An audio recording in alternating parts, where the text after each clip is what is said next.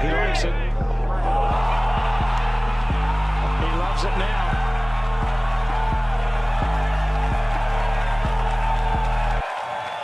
We saw Chris Kirk earlier, hole one from there.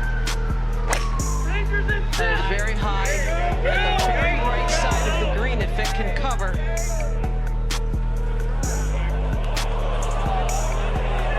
Practice.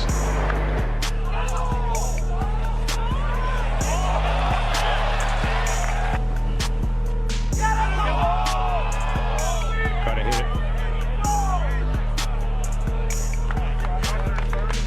This for 3 in a row. There's the dreaded left to righter.